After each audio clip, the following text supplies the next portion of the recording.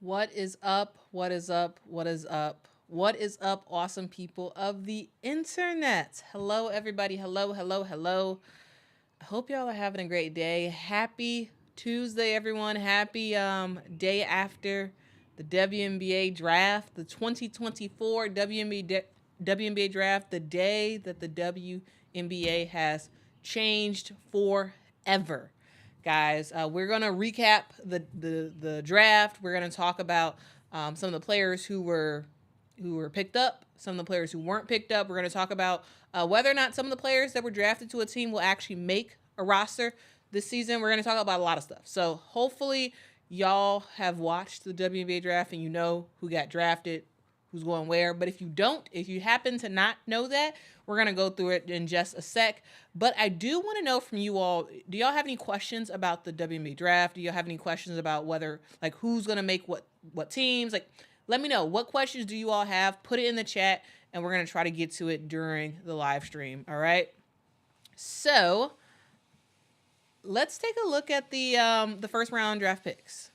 All right, so at the number one draft pick, of course, we had Caitlin Clark, who was selected by the Indiana Fever. Of course, this was the worst kept secret in the world. Everybody knew that Caitlin Clark was going to the Indiana Fever ever since they declared. I think that everybody knew Caitlin was going to Indiana. It happened. She's going to Indiana, and now the Indiana Fever are different from here on out. This team is on the map from now on. The Indiana Fever is on the map, and it's pretty awesome. So this past season for the Iowa Hawkeyes, Caitlin averaged 28.4 points a game, 7.1 rebounds a game, and 8.2 assists per game, shooting 46% from the field. She is a player that can do just about anything. She can pass the ball, she can shoot lights out, and she's just ready. She's ready to come in swinging with the Indiana Fever and pairing up with Nalissa Smith, Aaliyah Boston, Kelsey Mitchell, Erica Wheeler. This is going to be a phenomenal time for the Indiana Fever. And guys, I just have to say, like, I've really enjoyed how the Indiana Fever have been, like, doing their social. Like, I thought they've been really up on stuff. Now, guys, there was a video that the Indiana Fever put out right after the announcement was made, and I do want to play that for y'all because it was like one of the coolest, like, animated video things I've seen, and I thought it was pretty amazing. I really did. And guys, I do wanna show that because I was like, yeah, this is what happens when you invest in marketing. This is what happens. You get awesome stuff like this. All right, I wanna show that. Trying to find it.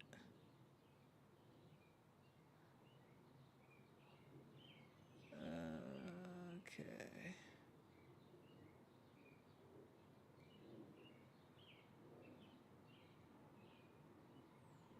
What the heck happened to it? I had it and I can't find it right now. Well, anyway, I'm gonna find it.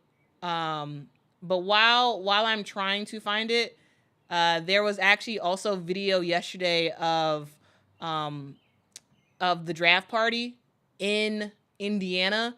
And y'all, when I tell you, I love the energy that Erica Wheeler and others were bringing to this. It was like they knew who they were drafting, and they are so excited to welcome in Caitlin Clark.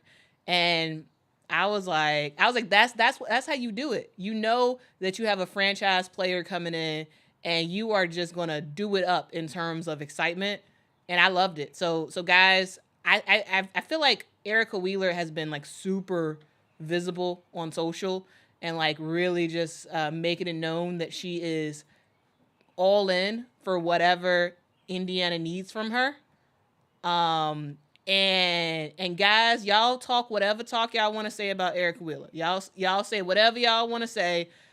This lady is going to have a spot on the roster because she look. This is like when they were about to announce it, and she was so excited. She was so excited, and then they announced it, and she goes crazy. Like I love the joy. I love the joy that I've been seeing from Erica Wheeler. She is 10 toes down, all about Caitlin Clark. And guys, she is the leader for this squad. Erica Wheeler is the leader for the squad. Is she going to ultimately be playing the most points on this the most points? Is she ultimately going to be playing the most minutes for the Fever going forward? No. But she is the leader for them. She is the emotional leader. She is she's the person who's going to make sure that everybody's all locked in. And she's going to make sure that Caitlin Clark is well taken care of for the Fever. So like I don't know. I was like, I thought that was really cool. I thought that was really, really cool. Because we talk about vets and them being welcoming to players and whatnot. And I feel like they have been very, very welcoming. And it's pretty cool. It's pretty cool to see. Oh, here we go. I found the video. I found the video that I was trying to reference earlier. All right. So here is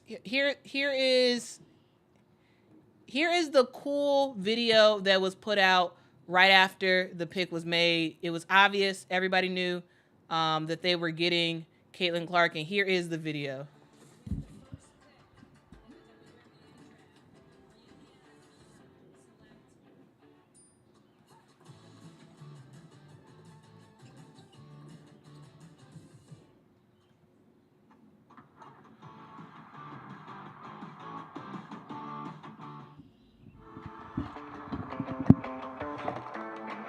With the first pick in the WNBA draft, the Indiana Fever select.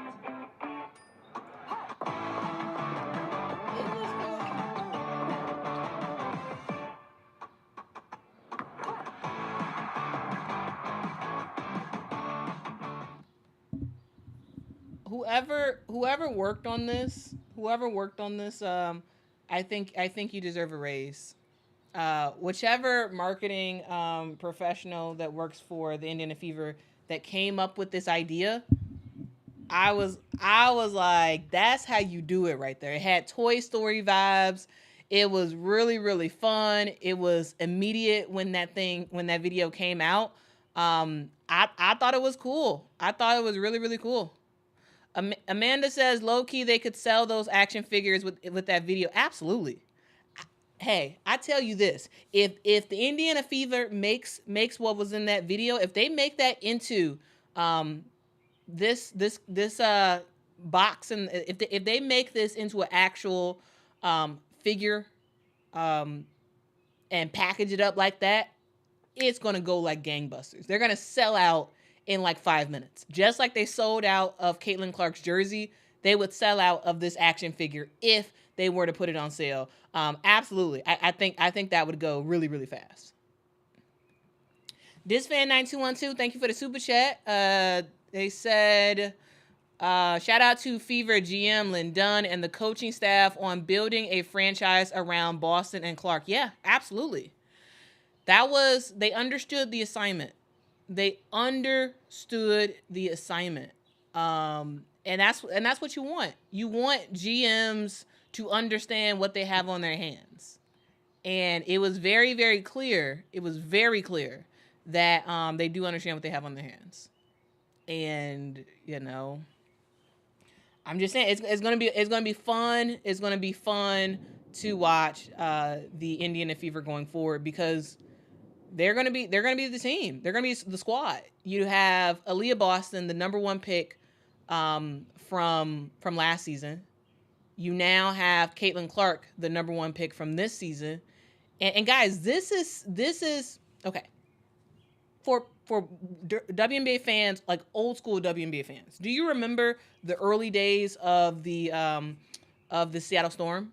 Do you remember when the Seattle Storm drafted both Lauren Jackson and Sue Bird, and ultimately what that did for the program? You had one of the best bigs in the country, in Lauren Jackson, or one of the best bigs in the world actually, in Lauren Jackson. You paired her up with a fantastic point guard, and what did you get? You got titles. You absolutely got titles. And when you look at this Indiana team, you're like, that could be, what if this is the new Seattle Storm? Back in their heyday when they were killing. Like, guys, I remember the Seattle Storm, the team that won, 2 championships with Sue Bird and with Lauren Jackson. All you need to build a real legacy in the WNBA, you need a point guard and you need a big. That's what you need. And now Indiana has that. And I am very, very, very much looking forward to seeing them play. Very much looking forward to it.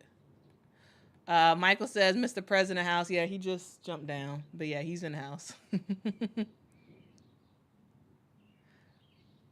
Let's see.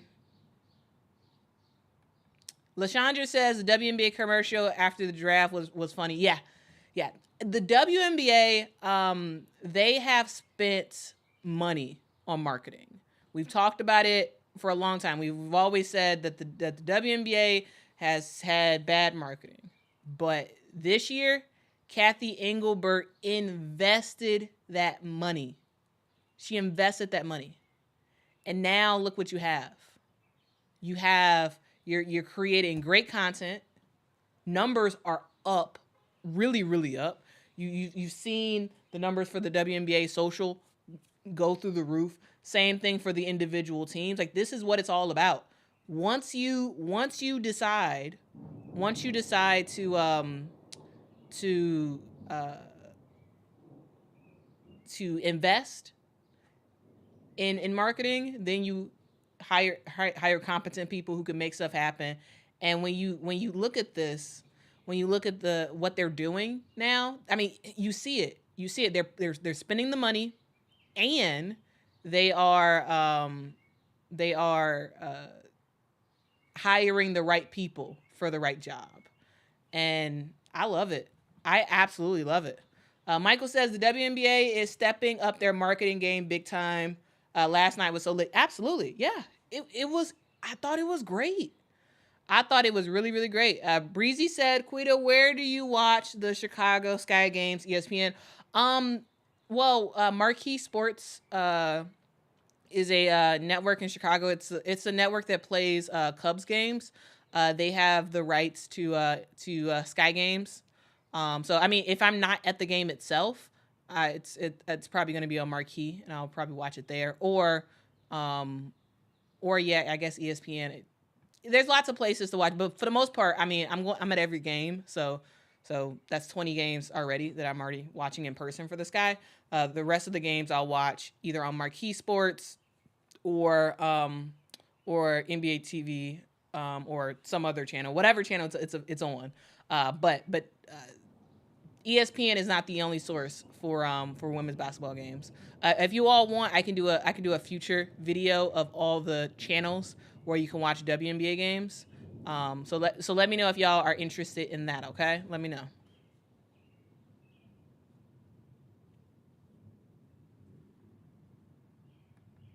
Kay says, does Caitlin want to be a pure point guard, averaging 10 points or less? I don't think that necessarily. I think Caitlin Clark is a pure point guard right now. I don't think being a pure point guard has anything to do with how many points you score per game. I don't think it has anything to do with it. A pure point guard is a point guard who has a knack for passing the ball, and a point guard who who has court vision. And that's what Caitlin Clark has. Caitlin Clark can score 30 points and give you 15 assists, you know? She is a pure point guard. She's a pure point guard who can shoot the lights out. All right. So I think she's a pure point guard. Let me know if y'all disagree, but I think she's a pure point guard. Diogo 92 says Nika Mule at 14 is disrespectful. I would have picked her over Reese. Disagree. I mean, Nika Mule is awesome. But no, I wouldn't put her over Angel Reese. And also, they're two completely different players. Guys, the thing that you all have to realize is, your favorite player was picked in that particular spot for a reason. They were picked in that particular spot for a reason because it's what the team that's drafting them needs. It's not about who's technically the better player. It's about what does this team need? Do they need a point guard? Do they need a big? If they do need a big, what type of big do they need? Do they need a back to the basket big? Do they need a stretch big that can shoot 3-pointers? What does the team need? So guys, I just want to push back a little bit on the idea that that certain players should have been picked over others, because again, it's about what the particular team needs. The Chicago Sky did not need a point guard at that number 2 spot. They didn't. They needed Angel Reese, and we got Angel Reese. Okay.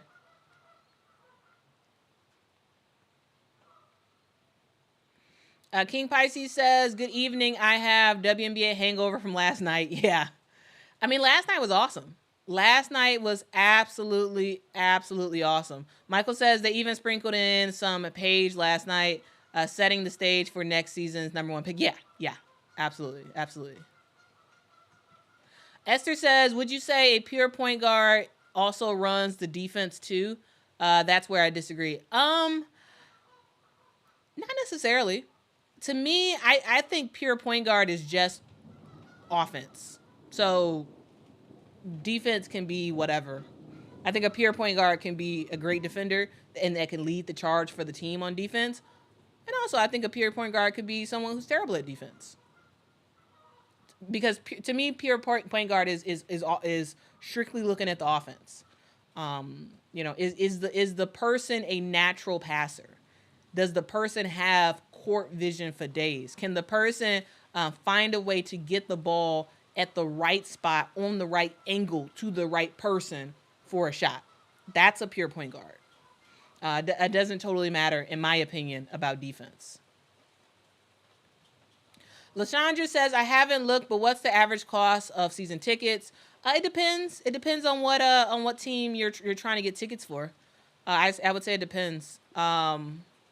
So, for example, like the Sky tickets, it runs the gamut. Like you can get season tickets, I believe, for about about $500 a ticket.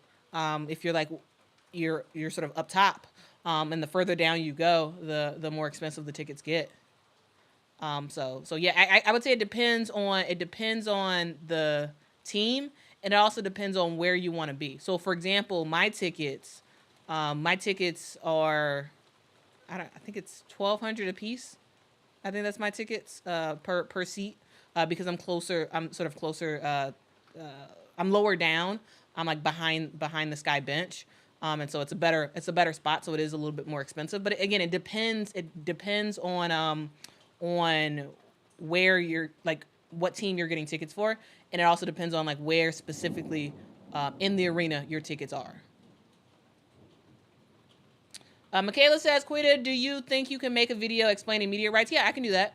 Michaela, I assume by that you mean making a video that says in the various markets, here's where you can watch the games at, and here's the different deals that teams have.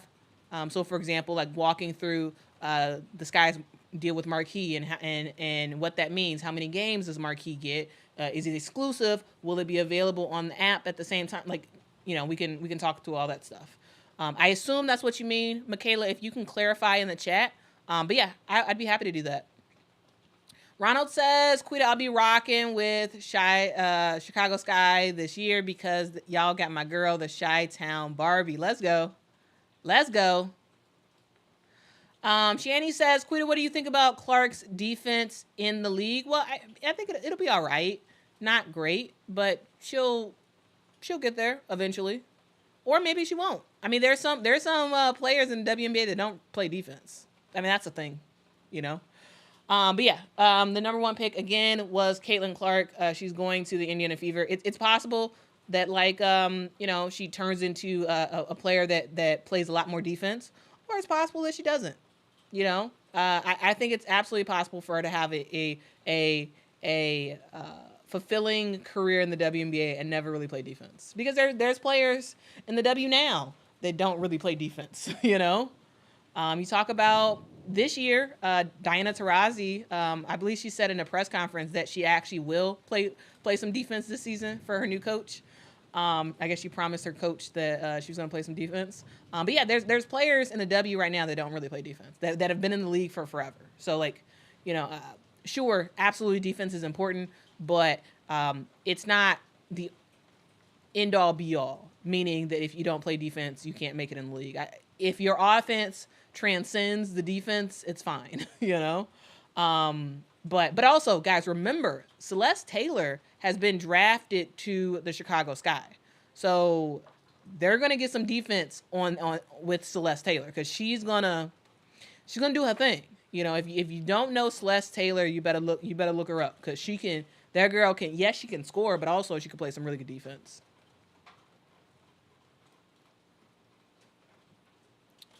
What's up, Nast on X says, I get a half season around $300 at the 100 level baseline. Okay, all right. That's a really good spot. That is a really, really, really good spot. And that's a good price too. So yeah, you can make stuff work for your own price point. Yeah.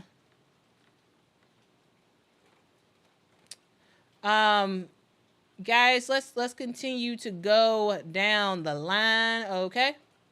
All right, so at number 2, we had Cameron Brink, who was drafted to the LA Sparks. Now, this was a pick that I said that the LA Sparks was going to pick Cameron Brink, but there were some people in the chat that on Sunday that was like, no, they're not going to pick Cameron Brink. They're going to get Camila Cardozo. But the thing about the LA Sparks, again, it's about what the team specifically needs, not necessarily about the quote-unquote better player. So when you look at this LA Sparks team, again, they're a team that has had a lot of post players, right? A lot of post players that have been excellent. You had the likes of you had the likes of Lisa Leslie, who started it off for the LA Sparks. Then you brought in Candace Parker, again, post player who could do more than just have her back to the basket. Then you have a player like Aneka Agumake, who is just absolutely dominant in the paint. And now you're evolving the post position for the LA Sparks, and now you're going back to that sort of stretch post player. You want to not just get a player who can just have their back to the basket, but you want a player who can turn around, shoot a jumper. A player who can back their defender out and shoot a three. I think that was what the LA Sparks was looking for. They weren't looking for a traditional post. They were not. This team, if they wanted a traditional post, yes, they would have went with Camila Cardozo, but they didn't want that. They wanted a player like a Cameron Brink, a player that can do a little bit of everything, and a player that does not necessarily fit within the box of traditional post player. All right, so that's why I believe that Cameron Brink was drafted to the LA Sparks. One, she's a phenomenal player. She's a great defender, great offensive player. She can do just about anything on the court. And also, she feels the need for the LA Sparks. Again, this past season with the Stanford Cardinals, Cameron averaged 14 points a game, 9.1 rebounds a game. She also led the country in blocks per game as well, and was the best defender in the country. Okay, so she's kind of done everything, and also she is a 3x3 player. She was the 3x3 World Cup MVP last season. That was Cameron Brink. And when you're doing 3x3, you're constantly moving. You're getting comfortable shooting shots from all around the court. And that's what they're looking for. That's what they're looking for. And the LA Sparks got exactly who they wanted to get, in my opinion. Let's see. Michaela says, do you think Cameron and Rakia will start together? Absolutely. Yeah, absolutely. Yeah. Yep.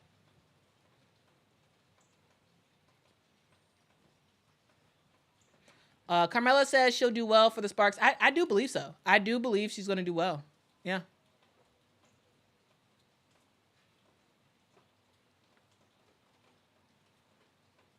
Let's see. Kentucky Lucky says, I'm curious if any of the WNBA teams would have had the first draft. Would they have passed on Clark? Hypothetical, just wondering. No. Nobody would have passed on Caitlin Clark. Nobody. It doesn't matter. Whether if it was the Las Vegas Aces, they drafted Caitlin Clark. They don't need a point guard. They got Chelsea Gray, but they would have drafted Caitlin. Anybody in the league, if they had the number one pick, yes, they would have drafted Caitlin Clark. Of course, that's a no-brainer. That, in my opinion, that is a no-brainer.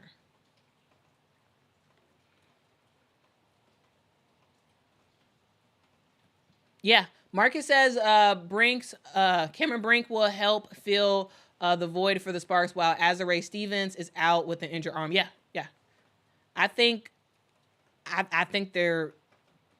they picked the right person for the type of offense and defense that Kurt Miller wants to play. Braxton says the Sparks pick allows them to be way more versatile in upcoming drafts and free agency. Yeah.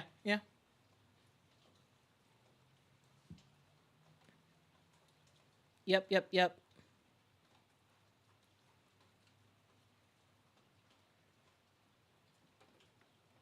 All right. Let's continue on.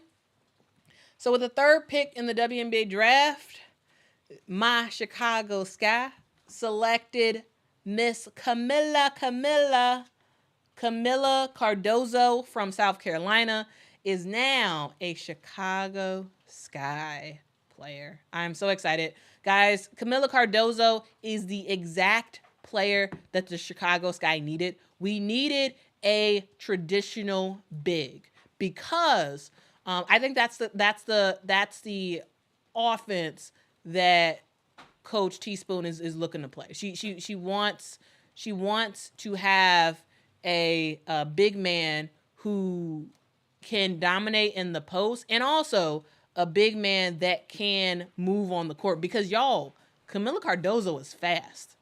Sure, she's a 6'7", so she's pretty big. But when we looked at games in the NCAA, we saw that Camila Cardozo was running the floor. She's running the floor, and so it's not like she's a traditional center that is slow. Camila is not slow. She can run up and down the court, and I am very, very, very much excited about it because Camila Cardozo is going to be getting all the blocks, and also she is going to be getting all them rebounds. As she said in yesterday's presser, no one's getting rebounds against them. No one is getting rebounds against the Chicago Sky with Miss Camila Cardozo and Miss Angel Reese. But guys, we'll talk about Angel Reese more in a sec. But yeah, I am very much excited about Camilla going to the Chicago Sky. If you are a South Carolina Gamecock fan, I want you to get ready to buy some tickets. I want you to go on the Sky's website, buy some tickets, come to a game, represent, support your Gamecock on the Chicago Sky. The Chicago Sky fans, we are ecstatic. We are so happy that Camila Cardozo is now on our team. We are like through the moon excited, and we're gonna rock out. We're gonna rock out with Camilla because we know that Camilla is the future for the Chicago Sky. She is our center of the future. Like, I could absolutely see her playing most of her career. I could see her playing most of her career with the Chicago Sky. Like, yes, she has to develop more, absolutely, but yeah. Asmi says Camilla outruns everyone. She's not slow at all. Yeah, she's not. That's what I'm saying. Like, that's why I thought it was so important that we got her, because yes, she is a more traditional center, but unlike all traditional centers who usually can't run, this girl can get up and down the court quick, fast, and in a hurry. So I'm excited about it. I really am excited that we have her on our squad. Yeah. They do want to develop a 3-point shot for Camila Cardozo. They do want to develop that. And I mean, she is 100% from the 3-point line in college. So there's that. Guys, if y'all could hit that like button, that would be absolutely phenomenal. Please hit that like button. Really, really helps the channel and have more people find the channel. Please hit that like button. If you are watching on Twitter, if you could hit that heart emoji, that would be awesome as well. Lots of folks are joining. We got over 100 people on Twitter right now. That's kind of cool. Guys in Twitter land, if y'all have something y'all want to say, just post it in the chat and I'll try to read it out. Okay.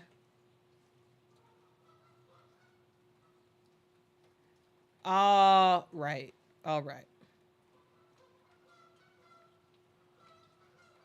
Timothy said the Sky had a great draft. They did. Great draft. Yeah. Great draft. And guys, for those who are wondering, Camilla is going to have the number 10 jersey. All right. So there was some discussion about who was going to have what jersey, because both Camilla and Angel Reese have they both wore the same number in college. And so yeah, Camilla, because she is she was the Sky's first pick in the draft, she is getting priority, and she got to pick her number, and her number is 10. So yes, she is number 10 officially. And yeah, so when you're looking at jerseys, Camilla is number 10 and Angel Reese is number 5. Guys, the jerseys are on sale right now. The jerseys are on sale right now. So if we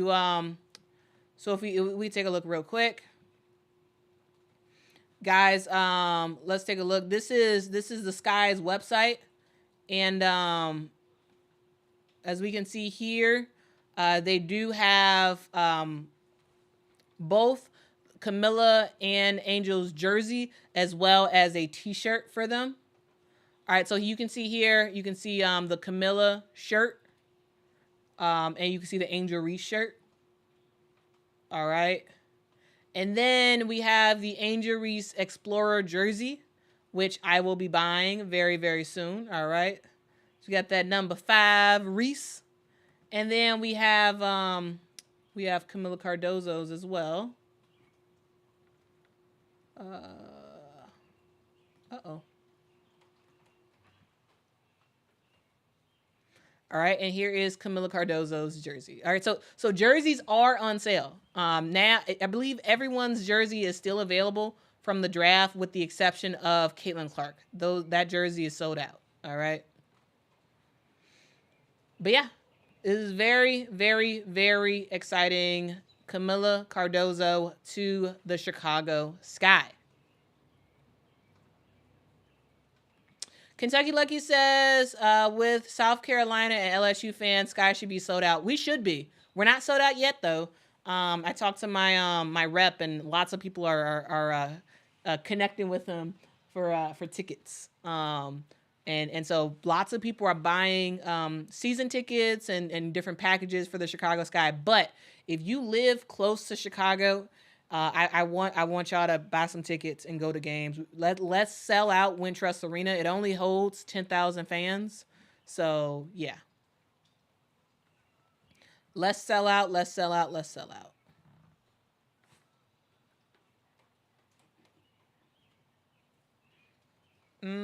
Let's see.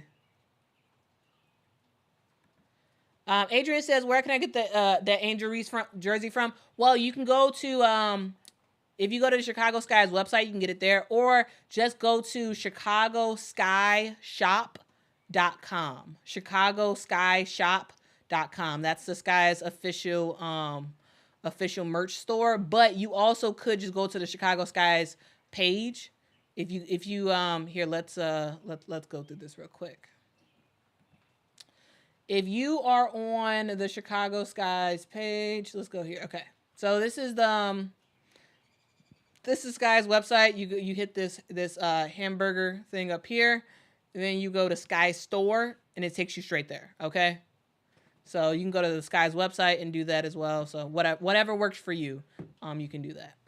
But yeah, if y'all hit that like button, that would be absolutely phenomenal. Super chat from, thank you so much, Banji Baby 21 for the super chat. Says, I'm in Chicago and I got me and my girls tickets for the summer. So excited. Awesome. Congrats. Your girls are going to love it. They're going to absolutely positively love going to the game. Y'all, Wintrust Arena is a great environment. It's a great family-friendly environment to bring your kids and have a good time watching the game. The good thing about Wintrust Arena is that it's so small.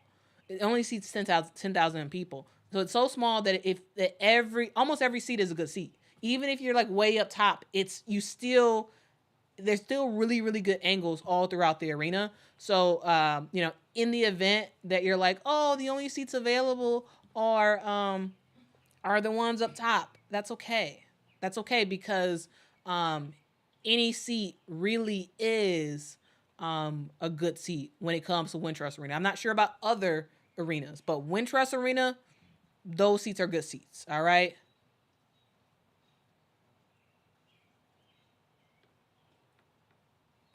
YouTube says, I ordered a jersey on March 1st. They told me today it won't ship until May 5th. Never again will I buy anything from the WNBA. Oh, that's sad. I will say this though, go to Dick's Sporting Goods. If you live near Dick's Sporting Goods, I would try there for WNBA merch, because you can get it the same day. So I'll probably wait a couple weeks or so, and then go to my local Dick's Sporting Goods and buy the Cardozo and Reese jersey in person, instead of having to order online and then waiting for forever to get the jerseys to come on. Oh, it's Camilla's ceiling is through the roof. The thing about Camila Cardozo is, yes, she has been great in college, but we have not seen the half of what Camila could do. We've not seen it. Like, Camila is a great post player right now, and she doesn't even really have many post moves. She doesn't.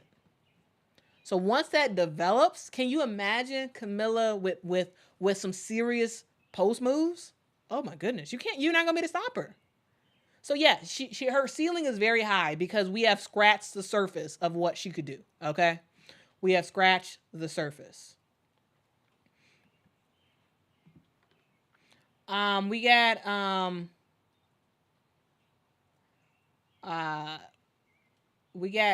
someone on Twitter who says, I'll be here in Seattle when they come to play against the Storm, July 5th. Just got my ticket. Awesome. You're going to have a good time. You are going to have a really, really good time.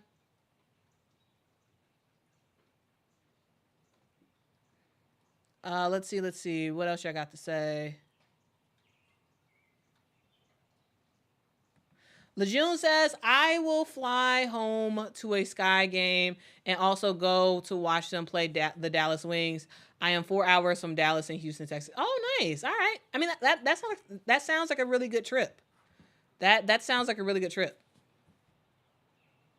Bando says Chicago's about to have a full stadium. We better have a full stadium. Yeah. Because, you know, we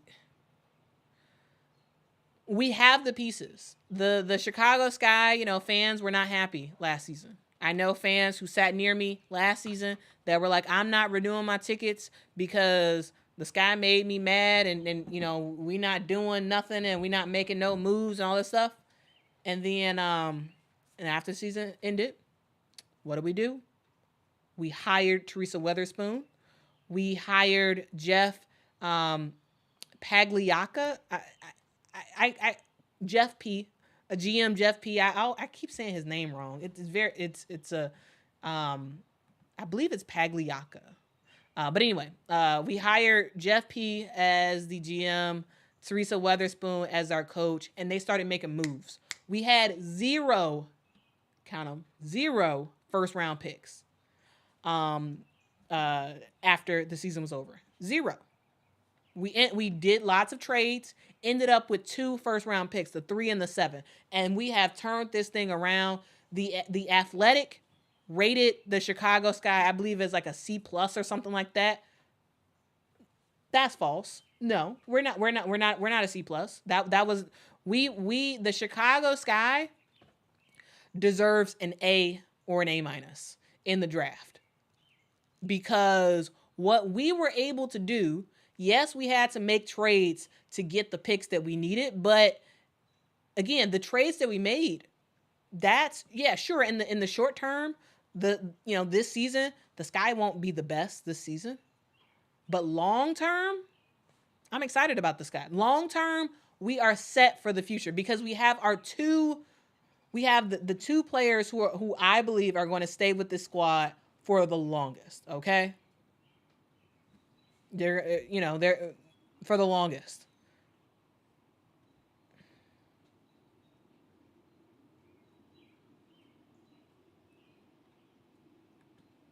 Yeah, Braxton says the Chicago-Indiana rivalry will grow strong, especially with the close proximity. Yeah, we play the Indiana Fever a lot. We play them a lot. Jelon, I do believe the merch is in women's, or at least the jerseys I've bought have been in women's. The jerseys I've bought has been in women's. Also, guys, Kev on stage did a well, that was college, so I guess not the same thing. But Kev on stage was trying on my Lasia Full Wally jersey, and he was he thought it was a men's size, but it was a women's size, and it was really, really tight on him.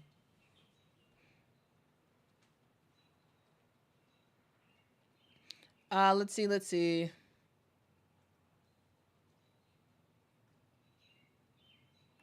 Yeah, the tickets are flying.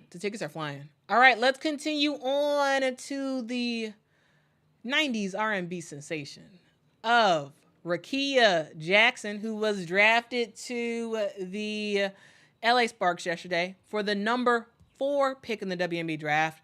Rakia Jackson from Tennessee is heading on to, she's heading on to the City of Lights. She dressed yesterday. She had 2 outfits on. She had an outfit that she wore on the orange carpet, and then she had another outfit for the draft itself. And guys, Rakia Jackson was made for LA. Like when I tell you it fits so well, I was like, yeah, her whole vibe is LA. It screams LA. And when you look at what this LA this LA team is trying to do. They're they have lots of really good pieces. You're trying to shore up your posts, and you're trying to make sure that you are going to play positionless basketball. Position. I can't even talk right now. Positionless basketball, and you can play that with a player like a Cameron Brink and a player like a Rickea Jackson, because Rickea Jackson can defend anywhere on the court. And her ceiling is so high. We talk about what she's done with Tennessee, and with not much help at all, this past season in Tennessee. She put her team on her back. She willed them to win some games, and she has shown that she is willing to do just about, like, she's willing to put the work in to make her team successful. And I believe that with this LA Sparks roster, they're building around that positionless basketball feel, and you're going to have Rickea Jackson dominating. Rickea Jackson, give her this year, I think she's gonna do pretty well. But give her a couple more years. Oh my goodness. When I think of a player like a Rickea Jackson, and even like a player like a Marquisha Davis, these are players who remind me of Kalia Copper.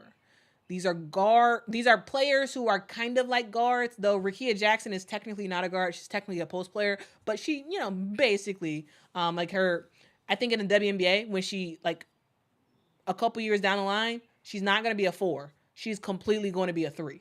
Rickea Jackson, the future I see for her is a small 4 in the WNBA. And I see her as like that sort of playing style where she's driving to the hole all the time, getting baskets, getting fouled and whatnot.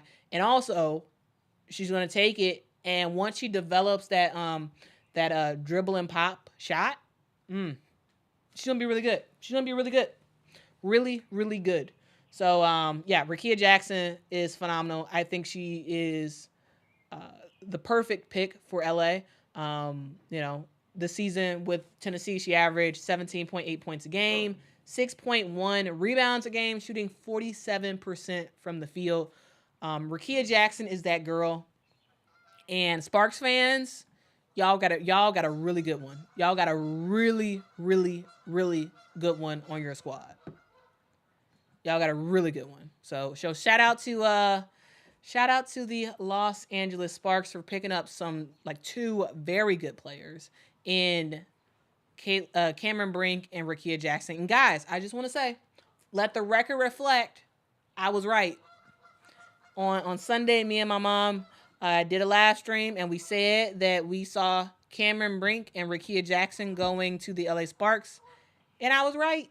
I'm just saying, I'm not always right, but when I am right, I do want to point it out. I'm just saying.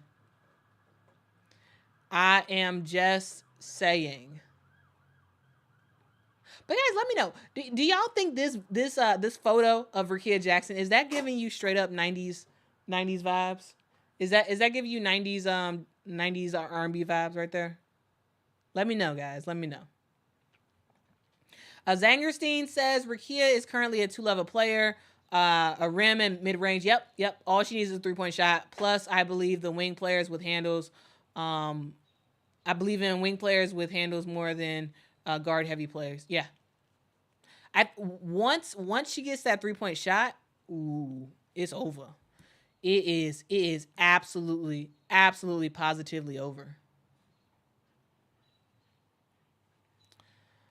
All right, so continuing down the line, we have JC Sheldon, Ohio's very own JC Sheldon, who is going to the Dallas Wings. All right, JC Sheldon to the Dallas Wings.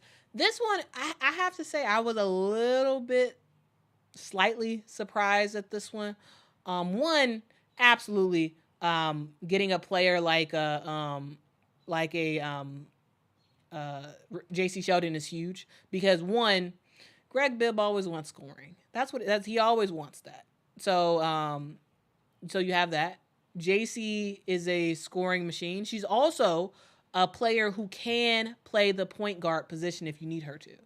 And that's a position that Dallas needs. Dallas needed a point guard.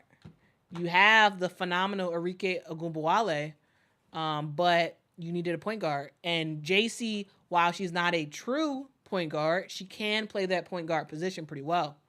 This season for Ohio State, JC averaged 15.6 points a game, 3.1 assists per game, and she shot 49% from the field. So like she's going to bring scoring. She's just going to be another player in the mix for Dallas that can just be plugged in anywhere. She can be the shooting guard, player coming off the bench for Arike, or she could be the point guard for Dallas. Yes, they did draft another guard, and we're going to talk about her in just a sec. But yeah, I really do like JC with Dallas, even though I didn't necessarily have her going to Dallas. So this was one of the picks I was wrong about on Sunday, but right before the draft, I actually changed my pick and said that I thought she would go to Dallas, and then had the graphic ready and I swapped it over right after they announced it because I was like, oh, actually, I think she's gonna go to Dallas because yeah. You need when you have a team like the Dallas Wings, and you have the trees in the posts for the Dallas Wings. You need as much perimeter scoring as you can get, because when they get in trouble, when Tierra McCowan gets in trouble or whatever, she's gonna pass it out, and JC Sheldon can get that ball, get the pass from the and shoot that 3-pointer, and knock it in. So I think having her on this squad makes a lot of sense because you do need that outside scoring.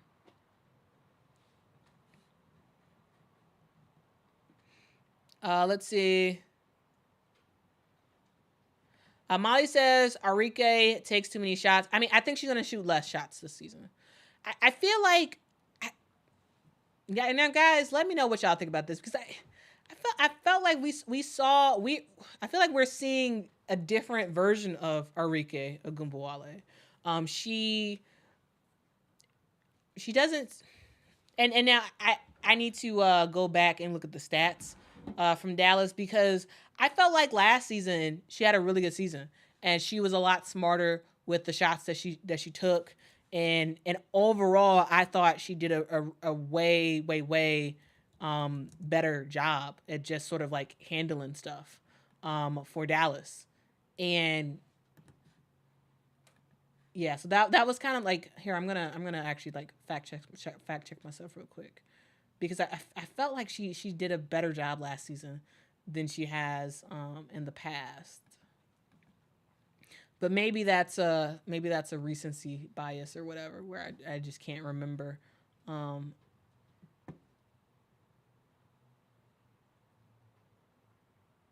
Oh, she is shooting more. Okay. All right. So guys, her second season in the league, she shot 19 field goals a game. In 2022, she did 17 field goal attempts a game. Last season, she had 18.8 field goal attempts per game. So yeah, she is still shooting a lot of shots. Eventually, she that has to be cut down because you have great players on the squad. Like the Dallas Wings are really good, and I don't know if, like, I know we talk a lot about a lot of these other teams. We talk about Seattle and what they got now. We talk about we talk about Phoenix and what they're trying to build. Like we talk. There's a lot of other teams out there. The Las Vegas Aces. We talk about the New York Liberty. Lots of great squads in the WNBA. But y'all, Dallas. Dallas is a really, really, really good squad. And I am excited to see what Coach Trammell is gonna continue to do with this team. Because again, guys, in the paint, you got 6'7" Kalani Brown in the paint, and also you got 6'7" Tierra McCowan in the paint. You got their towers in the paint. And then you have in my opinion, one of the best forwards in the league, Satu Sabli, on this team. Now, Satu is healthy, and she is looking good. Really, really good on the basketball court. So you have Satu. Then you have Arike Agumbawale, who can score the bucket. And, you have Maddie Segrist and others. Natasha Howard.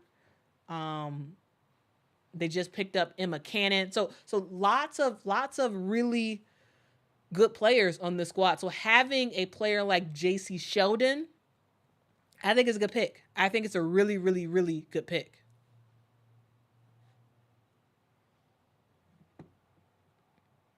Michaela says Aces ain't three-peating. I'm calling it. Okay. Well, Michaela, we gonna revisit this. We're gonna circle back.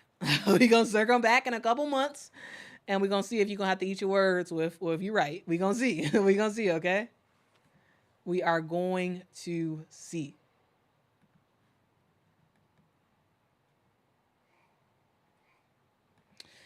Kentucky Lucky says, be cool and hit that like button, please. Yeah, if y'all hit that like button, that would be really, really dope. Hit that like button. Rube says, JC was a great pick. I think she'll fit in really well with her playstyle. Yeah, I think she'll fit in. Yeah.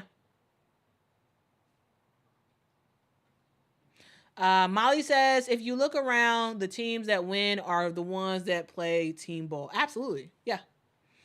Absolutely. It's the age of the individual is over. It's team ball. Yes, absolutely. You can have a main star, but it's important. It's important to have it's very important to have team basketball. Very important.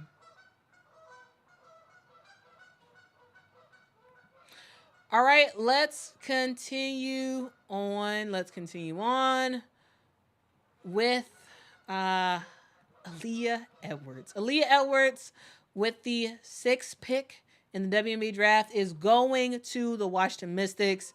So we have a UConn Husky, not too far away, and going to the Washington Mystics. I think this is a fantastic pickup for the Washington Mystics. They needed a post player. Again, you don't have Elena Deladon this season. She did decide to take a year off from basketball, and now you have a glaring hole. You have some pretty good pieces on your squad. Most notably, you have Shakira Austin. Shakira Austin is your starting center. She is going to do her thing for this squad. And now you're pairing up Shakira Austin with a player like a Aaliyah Edwards. I think it's a genius move. I really do. I really do think it's a genius move. It's a smart move, and yeah, they're doing their thing. They're doing their thing in Washington. But guys, I will say this: like, Washington is not going to be a good squad for years to come. All right. I hope y'all know that, and I hope y'all understand that they're not going to be very good for years to come. All right. So if you are a Washington Mystic fan, I'm sorry. Y'all gonna be all right in the by and by, y'all gonna be all right. Right now, y'all not gonna be that great. But in the future, y'all got a lot of potential in the future. Rube says Austin and Edwards has so much potential. I definitely thought they were drafting Reese though. I really didn't think they were drafting Reese. Like I know that people in the chat was saying that on Sunday. They were like, oh yeah, they're gonna draft Angel, and I'm like, no, it didn't make any sense in my opinion. It didn't make any sense for them to draft Angel Reese. Aaliyah Edwards makes sense because again, guys, it's not about it's about how the player fits on the roster. Like the style of basketball that we're going to see from Washington, I think that style of basketball is perfect for Aaliyah Edwards. I don't think it's perfect for Angel Reese. And so I understand there is a Baltimore connection, is close to Baltimore and whatnot, but I don't think Angel Reese would have fit at Washington, because again, it's not about the player's name. It's not about the name. It's not. It's about where they're going and how they fit, how the pieces all fit.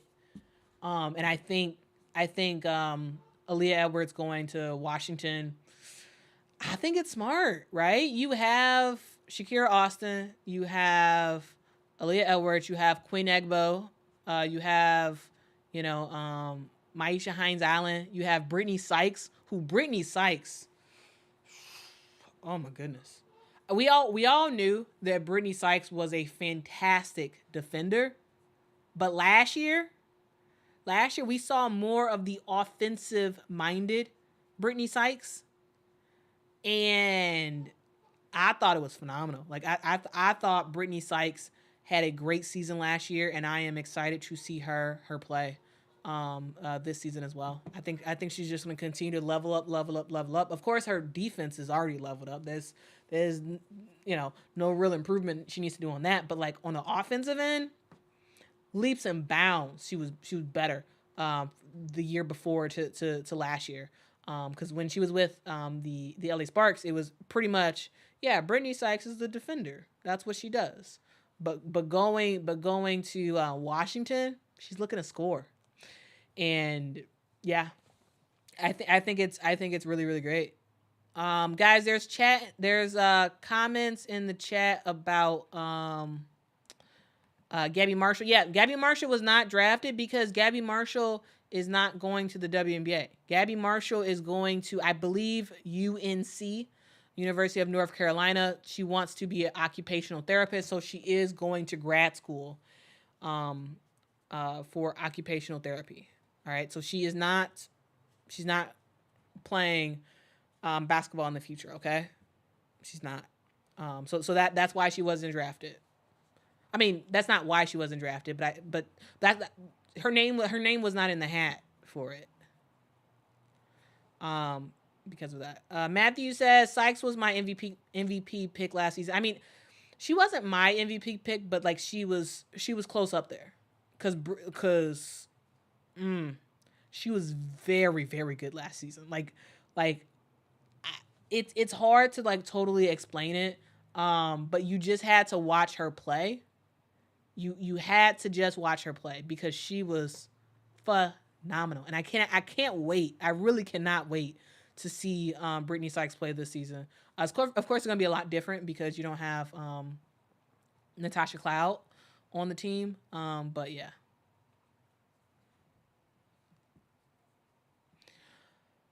All right.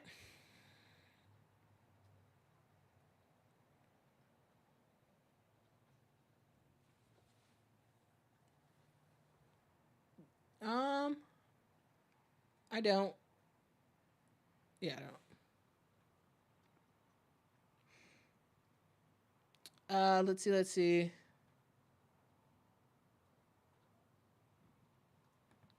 Mike says, was AT your MVP pick? Yeah. Alyssa Thomas was my MVP pick for last season. Yeah. Yeah. I was actually really, really bummed that she didn't win it. I thought that Alyssa Thomas, I believe she was the best player last season. I really do. She didn't win it. Um, but but yeah. Yeah, that was my pick for sure. That was my pick. But I knew she was gonna win. I knew she was gonna win.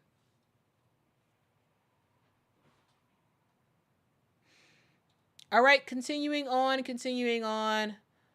We have Angel Reese that was drafted to the Chicago Sky, to my Chicago Sky. Angel Reese, the Bayou Barbie from LSU, is heading on up. She's heading north to go to the Chicago Sky. And guys, Chicago Sky fans are excited. I am very excited. And we about to make some stuff happen, guys. We are about to make some stuff happen with the Chicago Sky. We're a team that is finding our way. We are finding our way, and we're gonna look good. We are going to look good come the future of the Chicago Sky. Yeah, right now in the immediate, we're looking for player development. That's what we're looking for. Right now, we're looking for player development. We're looking to and coach, or not coach, GM Jeff P. He That's what he does. His Before becoming a GM, he's a player development guy. That's what he did. He's worked with Kalia Copper and other Sky players in the past, and has done a great job with them. And I can imagine that he is going to be working. He's going to be working with Angel and Camilla, and he's going to help them to get better. So Angel Reese, I am so excited. I am absolutely ecstatic that she is on the squad. I wanted her to be on the squad. I was hoping that the other teams didn't pick her up earlier, and I was hoping that she was going to fall to the number 7 pick, because again, guys, it's not about where you get located in the draft. It's about going to a team that you really, really fit at. It's about going to a team that you really fit. And Angel Reese fits with the Chicago Sky. I think she fits. I think she fits. She's a player who works her butt off. She gives it all that she has. And the thing about Angel Reese, yes, absolutely, she's, very popular, has almost 3 million followers on Instagram, all that good stuff. She's a celebrity, all that stuff. But ultimately, she wants to hoop. She wants to play basketball. She wants to play basketball. And I think she has done a fantastic job with LSU. Last season, this season, and I think she's going to be great. I really do. I really do think she's going to be great. So she averaged 18.6 points a game at LSU this past season, 12.3 rebounds. She shot 49% from the field, and she's a player who, again, it is very rare to find a player who just has a knack for rebounding. It's rare, for the most part, to find a player who can just find the ball wherever, and make some stuff happen.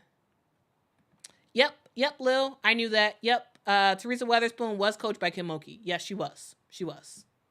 And they do have a connection there. They do have a connection. They are friendly with each other. Teresa Weatherspoon and Kim Mulkey. So I also think that was just another reason why Teresa picked Angel, because she knows where she came from. Like, right? She knows the coaching style of Kim Mulkey. She knows kind of like what Angel went through being coached by Mulkey, and I guarantee you, her and Kim Mulkey were probably talking about Angel Reese and what type of player she was. So yeah, I am very, very, very much excited. Angel Reese welcome to Chicago. We are so happy to have you. I know you're going to do fantastic, fantastic things for the city. I know that you're going to do great stuff on the court. You're going to do all your stuff outside the court. You're gonna enjoy Chicago summers. It's gonna be a good time. You're gonna enjoy it here. We're happy to have you. And yeah, let's go Sky. Angel in the sky. Yeah. So I'm excited. I am excited. Bando says, "Do you think Camilla and Angel will be in the starting five for the Chicago Sky?" No, not at the start of the season. No, I don't think so. Um, I think they're gonna have to work for a starting spot. I think they're gonna have to work for a starting spot. So initially, do I anticipate them being in the starting lineup? Personally, I don't. By the end of the season, should they be in the starting lineup? Yes. How long exactly it takes them to get there, I'm not sure. So for the Sky, we have Elizabeth Williams as our starting center right now. She's our starting center, and we have Isabel Harrison, who will be our starting power forward. Now that we have Camilla and Angel, eventually those two will be the starters for the squad. Um, Teaspoon did not draft them for them to sit on the bench, right? So yes, eventually they will be starting, in my opinion. But they're gonna have to earn it they're gonna have to earn it through training camp. They're gonna have to earn it through the preseason games, and eventually I do see them earning that starting lineup. So if y'all are curious as to who I have as the starters for the squad, I have Elizabeth Williams at the center position, Isabel Harrison at the power forward position, Dana Evans as our starting point guard. I have Marina Mabry as our starting shooting guard, and for the 3 spot, small forward spot, I kind of have that up for grabs. I kind of have that up for grabs. I think that 3 spot is likely not going to be a real 3 spot. I think it's more going to be like a shooting guard that ends up getting that starting spot as a small forward. Yeah. So yeah, I'm kind of iffy on who's going to be our starting small forward.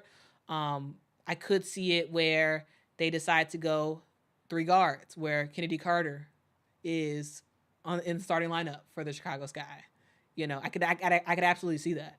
I also could see where they have Michaela Onyenwere as the starting small forward for a while. I could see it where they have a Diamond DeShields as the starting small forward for a while. I think that that 3 spot for the Sky is flexible. I think when you're talking about the 1 and the 2, that's locked in. Dana Evans and Marina Mabry, that's locked in. But that number 3 spot is iffy. So I could see a lot of players kind of go in there. But eventually, I do see both Angel and Camilla getting that starting nod for the Sky at least by the end of the season. At least.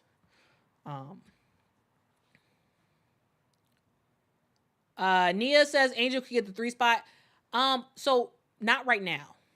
So again, in the future, I do see Angel Reese as a small forward in the WNBA. I see her as a small forward in the WNBA. Right now, no. Right now, she's a power forward, and in practices and in the off season and all that stuff, she's working on developing into a small forward. But right now, she's not a small forward in the WNBA. She's a power forward right now, and she's going to develop into a small forward position. Because to me, I think that really is the future for her. That really is the future. But yeah, hopefully that helps to kind of give you an idea of what I'm anticipating. What I'm anticipating in terms of the Chicago Sky players and who likely would be starting. But yes, by the end of the season and maybe even by the midpoint of the season. Both Angel and Camilla are starting. Camilla will start first, in my opinion, and then Angel will start later. Nola says, what position will Angel play? She'll be a power forward to start, and she'll eventually work her way into a 3 position. But to start, I do believe she's going to be a power forward.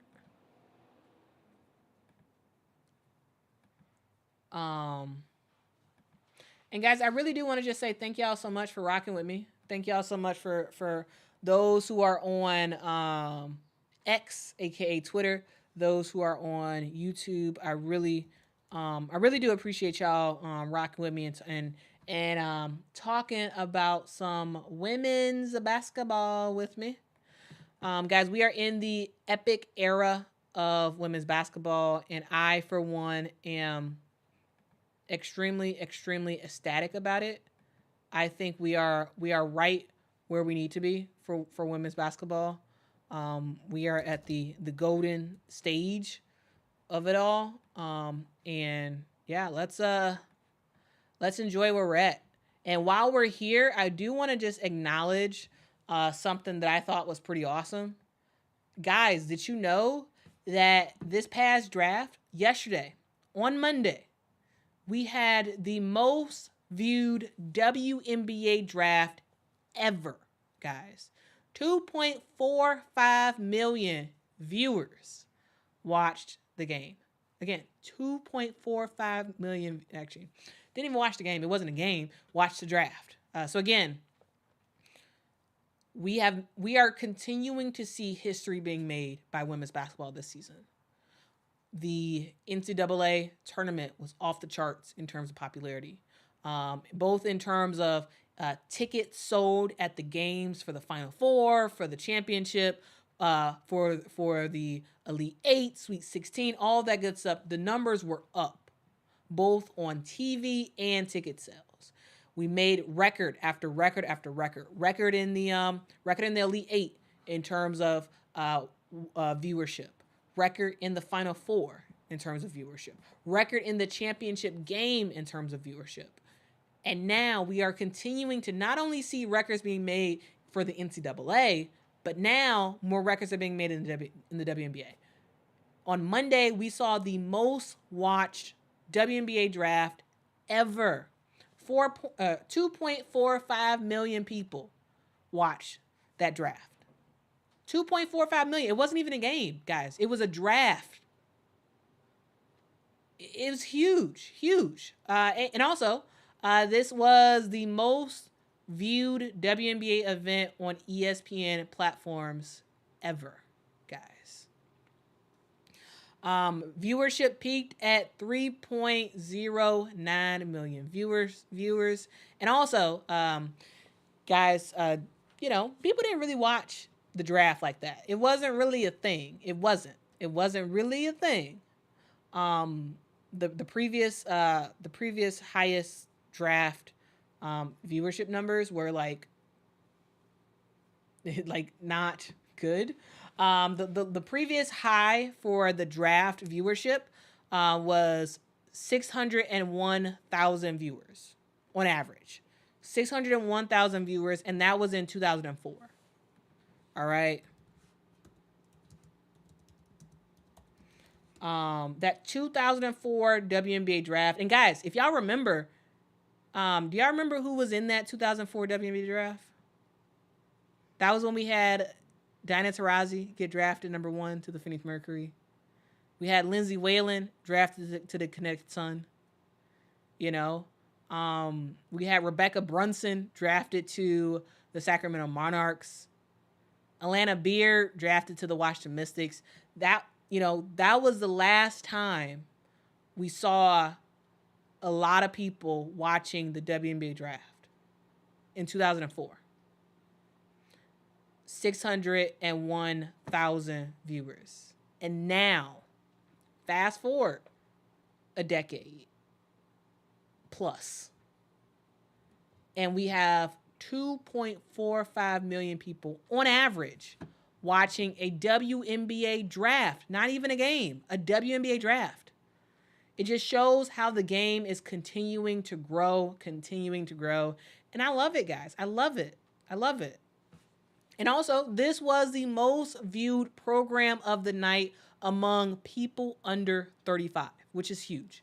We talk about the WNBA and how they do have a, yes, there's a lot of kids who watch the WNBA, but there's also a lot of older people. So having it be the most viewed program of the night is huge for people under 35. That is huge. And also, 1.06 million women viewers, which is, cool. The most viewed WNBA countdown ever, and socials were through the roof. So I'm just like, guys, the game is growing. The game is consistently growing year after year, and it's exciting. And honestly, it's not even year after year. It's day after day. It's day after day, and it's awesome.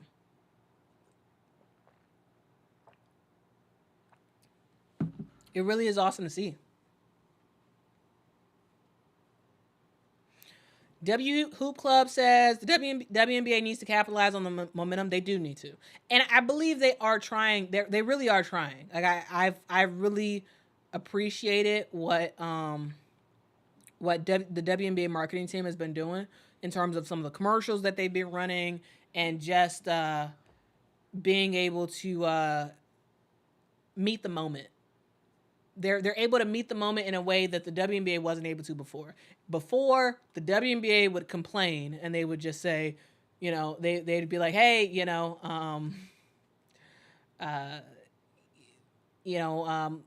college game gets a lot of viewership, and when they get to the WNBA, it drops off. But instead of just stating the obvious, what did they do? They put ad dollars for the NCAA tournament. Like, it's smart decisions. And guys, say what you want about Kathy Engelbert. Kathy Engelbert, she led one of the biggest companies in the world in Deloitte. Before she came to the WNBA, she was the head of Deloitte. Deloitte's a huge company. Huge. And also one of the WNBA's big sponsors right now. But she is a leader who understands how to grow. And it took her a little while to get her bearings in the WNBA and kind of get stuff situated. And now we're seeing Kathy Engelbert do what she was hired to do. She was hired to grow the game of women's basketball, and I think she's doing that, and she's empowering people, and she's putting the right people in place. They actually have a marketing team. The WNBA actually has a marketing team. And look what they're doing. Look at the benefits that it's having. And it's awesome. It really is awesome. Yeah, so I love it. I really do.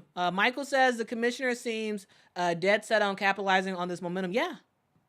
And she should. Like this guys, the WNBA should have been doing this. The WNBA should have been doing this. And they weren't. And now they have, now Kathy Engelbert, she's all in. She's all in. And so I personally, I love it. I love it.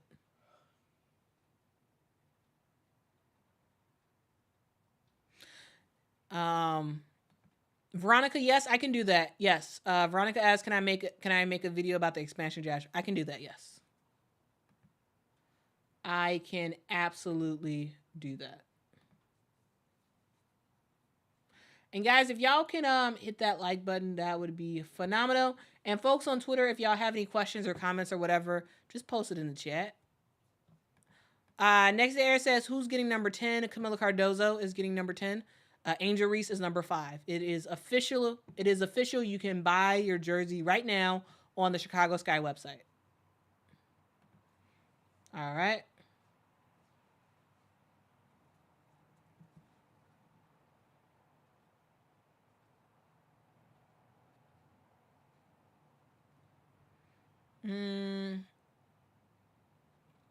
All right, all right, all right, all right, all right. Let's continue on to the rest of the first round picks. Sorry, I didn't have a chance to make graphics for every single pick. So yeah, we talked about the first 7 already, and now let's continue on with the list with the number 8 pick in the WNBA draft. The Minnesota Lynx select Alyssa Peely from Utah. Alyssa Peely from Utah is a huge pick. Now, guys, I've seen some people online that was like, "What? Why did they pick Alyssa Peely and all this?" Guys, again, it doesn't matter where you are picked. It matters if the team actually needs you. And this Minnesota Lynx team needs a player like Alyssa Peely. Alyssa Peely will be a small forward in the WNBA. She absolutely will be a small forward. And she is a player who can light it up from the 3. And also, she has crazy awesome footwork too. So she's going to be, going to take some adjustment. Going to a program like a Sure Reeve program, I think she's going to develop into a really good small forward. She's going to be surrounded by some phenomenal players. And it's just the right fit. Like, again, guys, I feel like I'm a broken record, keep saying this, but it really is about the fit. It's not about, to me, it's like a status thing. Who cares? Does it matter? Does it matter if someone's drafted, number 6 and they get waived? Does it matter? No. It matters about coaches getting the people that they believe can actually move the needle for their team. And Alyssa Peely can do that for this Minnesota Lynx team. So I understand that people are saying, "Oh, what about this player? What about this player? What about this player?" But what did Minnesota need? That's the question. What did Minnesota need? Peely brings a phenomenal 3-point shot. Also, she can get in the paint and work. So that inside-outside game is huge for Minnesota. And I think it makes a lot of sense. I think it makes a lot of sense. I don't. I think that I don't totally understand the arguments of people who are against Peely going to Minnesota. Like, I don't get it. Like, I think Minnesota knew what they wanted, and that's why Minnesota so willingly made that trade with Chicago, because Minnesota wasn't gonna get Angel Reese. They didn't want her because she not because she's not good. No, Angel Reese is phenomenal, but again, it's about the right player for the right team. She wouldn't have fit with Cheryl Reeve. She wouldn't have fit. Alyssa Peely fits. They would have picked Alyssa Peely at number 7 anyway, but they were like, "Oh, you're gonna trade all this stuff to move one up? Okay, we'll trade you." And the Sky didn't know, so the Sky are like, "Oh, we just gonna be safe than sorry, and we gonna make this trade." So the Lynx, got some stuff out of the Chicago Sky. And I think they have a player that's going to work well with them. Like, I do. I am very much excited to watch the first preseason game for the Minnesota Lynx, because I think she's going to fit well. I really do. I really, really, really do think she's going to fit well. For this season for Utah, Alyssa averaged 16.9 points a game, 6.1 rebounds a game, and shot 51% from the 3. Now, guys, to give y'all a look as to who this team has on their roster, the Minnesota Lynx, they have their best player, Nafisa Collier, who is just amazing, absolutely amazing. They just brought in Ruthie Hebert. They brought in Letitia Heidemann. They have Dorka Juhas from UConn on there as well. Kayla McBride, Diamond Miller, who is their starting small forward. They have Alana Smith, who likely will be starting for this team. I anticipate us seeing a combo of Alana Smith and Nafisa Collier as the starting post players. And also seeing a player like Diamond Miller start as the small forward. To me, I think the starting point guard and shooting guard is up for grabs. In my opinion, right now they're up for grabs for Minnesota. However, Courtney Williams is going to be a heavy favorite to get one of those starting positions. And I think that Alyssa Peely is in a perfect position to come off the bench. She's going to come off the bench, probably going to be like a 7-man off the bench, and she's going to come in for Diamond Miller, and we're going to see what she can do.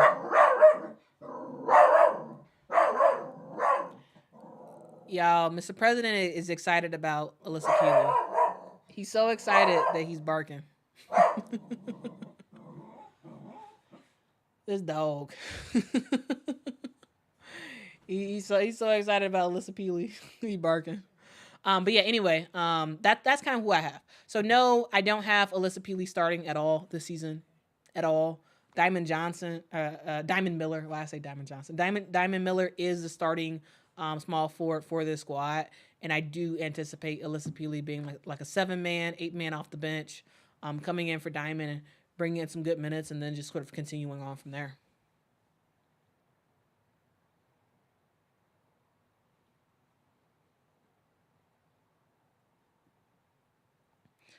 Let's see.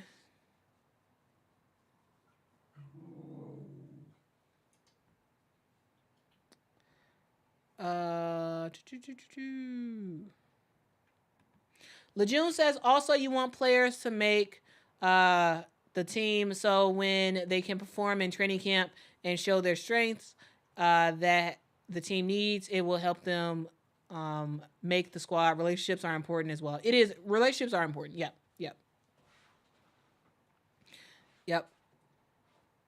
CAC says, why was she at Utah? She went to Utah because she felt like she needed to. So she played at USC.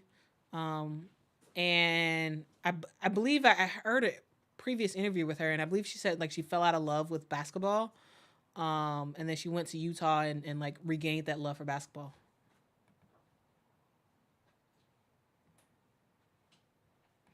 Shout out to ASU Mirage 15 who gave a super chat. Thank you so much. Says Camilla put everyone on notice during the presser last night. No rebounds given here. Facts. No rebounds. It's the no rebound zone when you play in the Chicago Sky. It's gonna be no rebounds. Yeah. Chaps, thank you so much for the super sticker. It is a pear character putting his hand in front of his mouth while blushing. Thank you for the super sticker.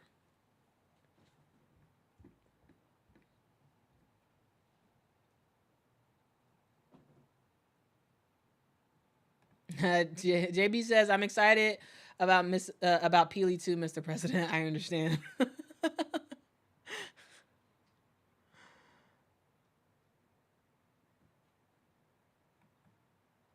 She is undersized, Jelon. She is, but I think she's gonna be fine. That's why I think she has to be a small forward, and maybe she may even have to transition into a shooting guard.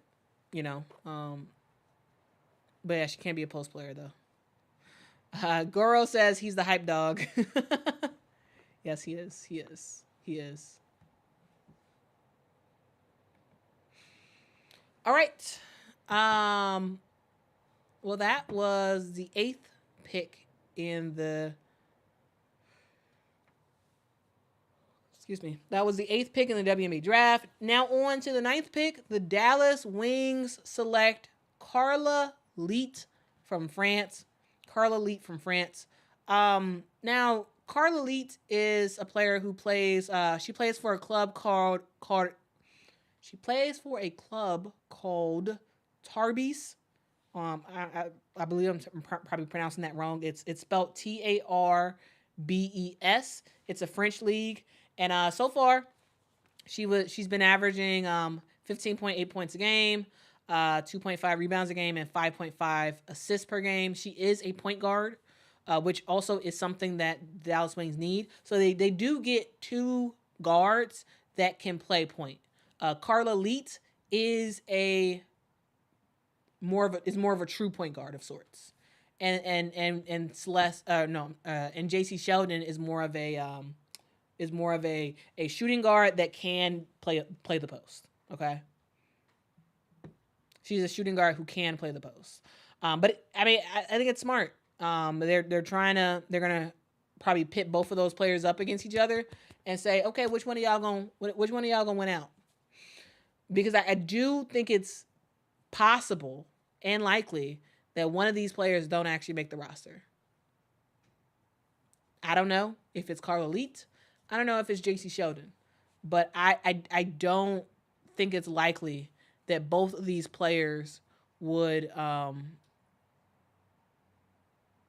actually make the roster. Because that's the hard part. That's the hard part about this whole thing. You know, we talk about these players and how excited we are and all that good stuff and what they could bring to their team. But ultimately, guys, there are 12 roster spots on each team, if that. Some of these teams don't even have 12 roster spots. They have to have 11 because of cap space. So we are going to see first-round draft picks not make a roster.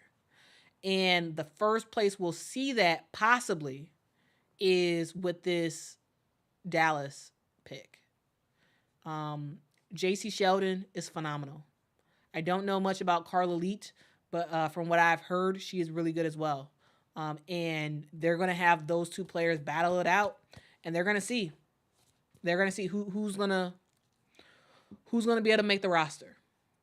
Who is going to make the roster, because it's going to be hard for both of them to actually make the roster for Dallas. It's going to be very hard. So that's the question. Who's going to do it? Who's going to make it happen? Is it JC or is it Carla? So this is where I think this is going to be the first draft pick in the first round that's going to be a little iffy. It's going to be a little iffy about if that person actually makes the roster. So yeah, those are my thoughts about Carla Leet. Moving on, we have Layla Lacan, who was drafted to the Connecticut Sun. Layla Lacan is a guard from France. She also plays in France. And, you know, so far for her season, she's averaged 12.7 points a game, 3 assists per game. She is a guard. Again, I don't know much about Layla Lacan. I heard that she is a pretty good player. So we'll see. We'll see what happens there. But yeah, I do apologize. I don't have that much to say about Layla Lacan as a player. She seems like a good player. You know, watch some. There's some videos out there of her playing. But again, it's hard to totally judge the international players because they're playing against different competition than what we see in the NCAA. So that's the thing. Rube says, shout out to Quita for giving us a space to talk women's hoops. Well, thank you. Thank you for rocking with me, Rube. Thank you all so much for rocking with me. And hanging out as we talk about women's basketball, because, you know, guys, I love talking about women's basketball. It's my favorite sport in the world. So, you know, let's rock out and let's talk about it. All right, let's kind of breeze through the other picks. Next up, we have the New York Liberty, who, in my opinion, made a surprise pick. I don't think people were anticipating the pick that they made, but I do believe it is a smart pick for them. Marquisha Davis from Ole Miss has been drafted to the New York Liberty. Now, the reason why I say it was a little bit of a surprise is because people didn't really expect Marquisha Davis to join the Liberty, right? She's averaged 8.7 points a game, 3.6 rebounds a game, shot 44% from the field with Ole Miss. With this pick, I feel like they're just trying to shore up that sort of small forward slash slight shooting guard position off the bench for New York. Now again, I really do think it's going to be tough for her to make the squad, but Marquisha Davis is actually a really, really good player. A really, really, and I'm not saying, I shouldn't even say actually. No, she really is a good player. And when you're talking about the future of the WNBA, we're going to have a lot of players like Marquisha Davis. A lot of players that have averaged not a ton of points in college, but a player who has that internal motor. They have the ability to get to the basket, and they have the potential to score a lot of points. But if they can't score points, they can play some defense, and that's what the New York Liberty needs. They need defense. They need someone who can come in the game and give them positive minutes, and that's what Marquisha Davis could do. All right, and rounding out the top 12 is Nadu Poach. She is a center from Australia. She was actually at the draft yesterday. She is 6'3". She does play for Southside. It's a club in Australia. And I am interested to see her play in the WNBA. I am very, very, very much interested to see her play. But yeah, I mean, guys, that's basically it. I don't really have that much more to say, other than I hope y'all are excited for women's basketball. I hope y'all are really excited for the WNBA and what the WNBA has to offer, guys. We're gonna witness the best WNBA season ever. Like, I'm calling it now. We're gonna witness the best WNBA season ever. I hope y'all are ready for it. I hope y'all are excited for it. I will be back with some more streams this week. Guys, also, I'll be working on giving you all sort of like a how-to in terms of how to tap in with women's basketball with the WNBA this summer. What y'all need to be looking out for, the teams y'all need to be looking out for, the players y'all need to be looking out for, how y'all can watch the games. We're going to go through all of that in a future stream. So hopefully y'all join me for that. But guys, this has been the video. I don't have much of anything else to say other than I do thank y'all so much for rocking with me. Thank you for rocking with me. Thank you for hanging out. And guys, I appreciate you. Until next time, everybody. Bye-bye.